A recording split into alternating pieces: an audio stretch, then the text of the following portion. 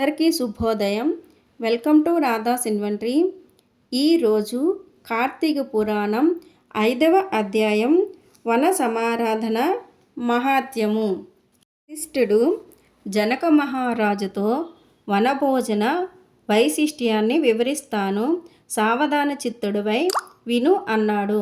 ఓ రాజేంద్ర, కార్తీక మాస గొప్పదనాన్ని ఎంతని వర్ణించగలను. ఈ సమయంలో భగవద్గీత చదవటం వల్ల కలిగే పుణ్యము ఇంత అని వర్ణించిన చెప్పడానికి అలవి కానిది. అంతా కాకపోయినా ఒక్క శ్లోకాన్ని చదివిన వారి అదృష్టాన్ని నేను వర్ణించలేను. ఈ విధంగా గీతని చదివిన వారు నారాయణుని కృప పాత్రులై తరిస్తారు అనడంలో ఎంత మాత్రం సందేశం లేదు. అలా చదివిన వారి యొక్క పూర్వజన్మల పాపాలన్నీ నశిస్తాయి. ఈ సమయంలో వనభోజనానికి అత్యంత ప్రాధాన్యం ఉంది. వనభోజనం వల్ల విష్ణులోకము లభిస్తుంది. నిత్య నైమిత్తిక కర్మల్లో కానీ భోజన కాలంలో కానీ భ్రష్టులు, శూద్రులు, సూతకం కలవారిని చూడటం, మాట్లాడటం, తాకటం వల్ల కలిగే సమస్త దోషాలు తొలగిపోతాయి. చెట్లు, తీగలు, మొక్కలు గల వనములోని ఉసిరి చెట్టు మొదట్లో సాలగ్రామాన్ని పెట్టి విష్ణువును ప్రార్థించి శాస్త్ర ప్రకారంగా దక్షిణ తాంబూలాలను ఇచ్చి పూర్ణ కుంభాన్ని నివేదన చేసి బంధుమిత్రుల్ని సపరివార స్నేహితులతో పంక్తి భోజనం చేసేవారి జన్మధన్యమే. వన సమారాధనలో భోజనం చేసిన వారిని సమస్త పాపాల నుండి ముక్తులను చేసి దివ్య ఆత్మని ప్రసాదిస్తుంది. పూర్వం ఒక బ్రాహ్మణుని కుమారుడు దురాచార సంపన్నుడైనందువల్ల తండ్రి శపించబడ్డాడు. అయినా కార్తీక మహత్యాన్ని వినటం వల్ల పవిత్రుడై తరించాడు అన్నాడు వశిష్ఠుడు జనకునితో. జనకుడు, మునిశ్రేష్ఠ, ఆ బ్రాహ్మణ బాలుడు ఎవరు? అతడు చేసిన దురాచారాలు ఏమిటి? తండ్రి అతడిని ఏమి శపించారు?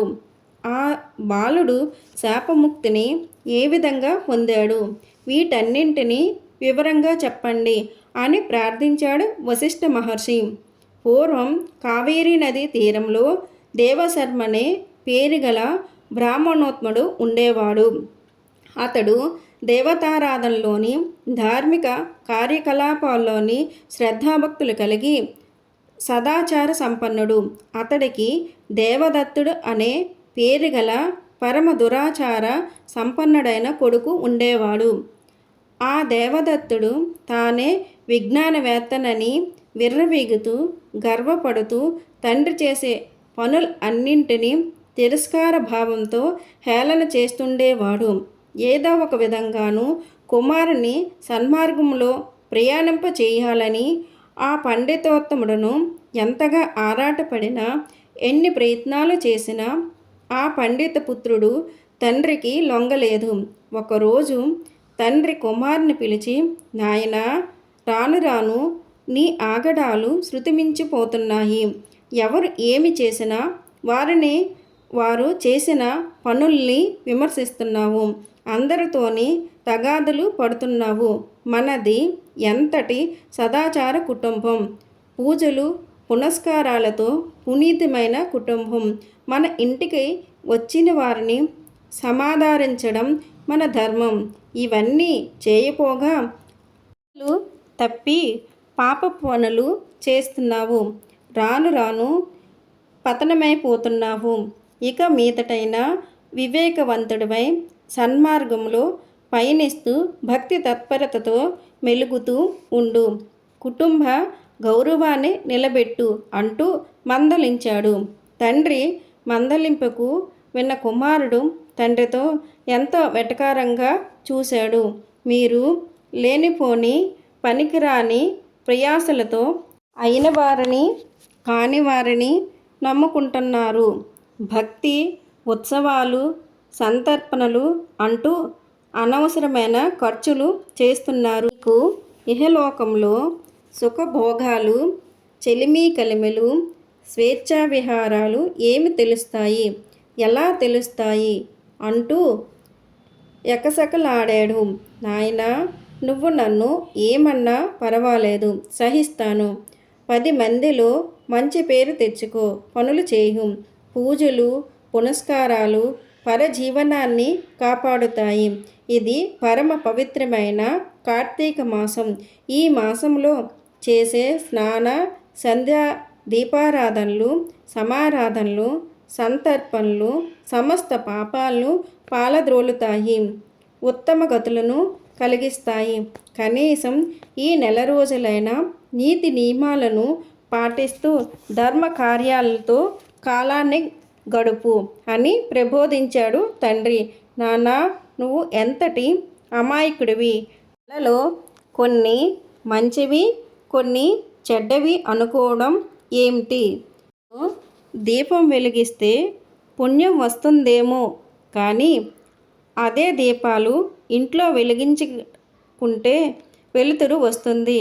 ఇంట నిండా వనభోజనాల పేరుతో అయిన వాళ్ళకి కాని వాళ్ళకి పెట్టుకుంటున్న చుట్టాలకి, బంధువులకి, మిత్రులకు కనుక వండి వడ్డిస్తే వాళ్ళు తృప్తి పడతారు.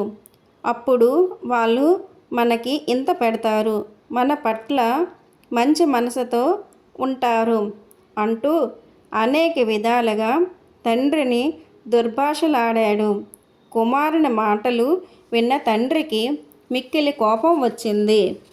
కుమారునితో, ఓరి మూర్ఖుడా, నేను చెప్పే మాటలు వినటం, ఆచరించడం లేకపోగా నన్ను ఎగతాళి చేస్తున్నావు. నువ్వు ఇకపై మానవునిగా ఉండడానికి పనికిరావు కనుక మూసికమై ఏ చెట్టు త్వరల్లోనూ కాలం గడుపుతూ బ్రతుకు అని శపించాడు.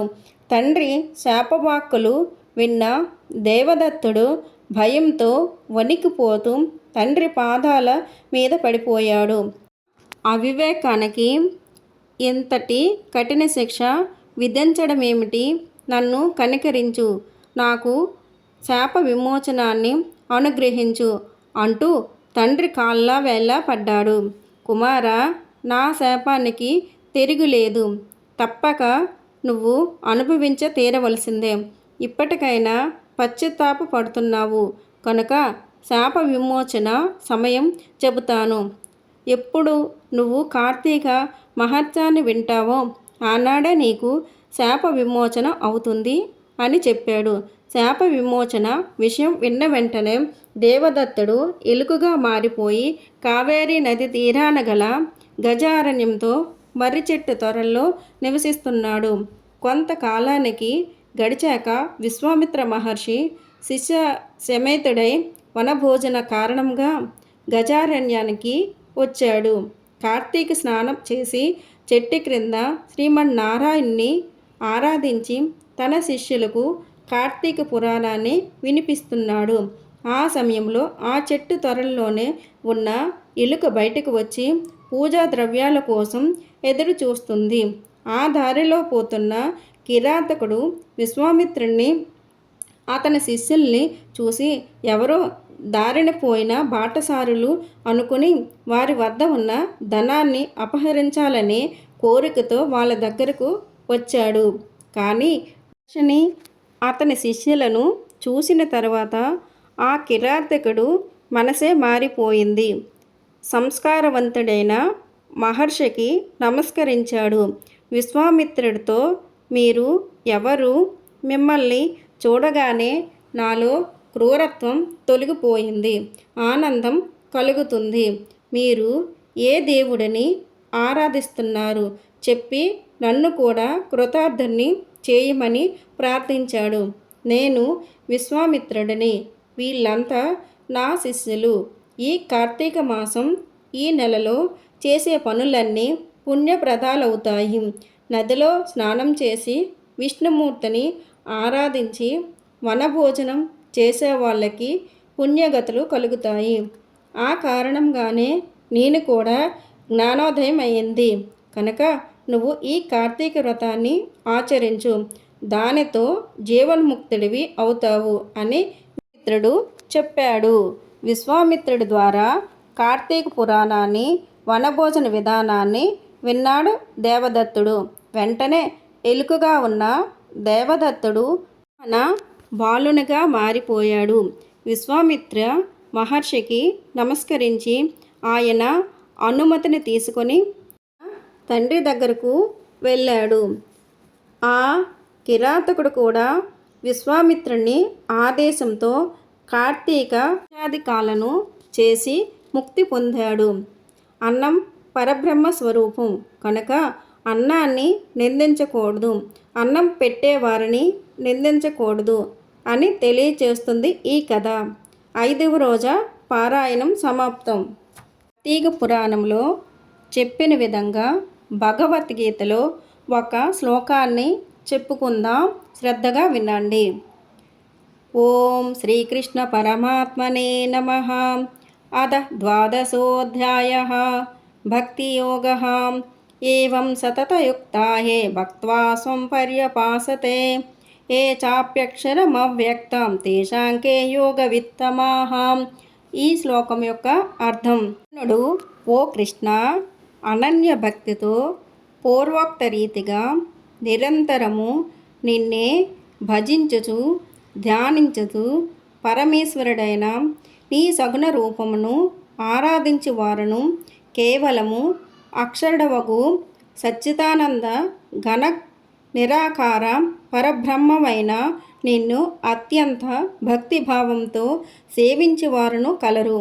ఈ 2 విధములైన ఉపాసకులలో అత్యుత్తమ యోగ విధులెవరు? చూస్తున్నారు కానీ లైక్ చేయట్లేదు. మీరు లైక్ చేయడం వల్ల వీడియో చాలామందికి రీచ్ అవుతుంది. చేసి మీ ఫ్రెండ్స్కు షేర్ చేసి సబ్స్క్రైబ్ చేయండి.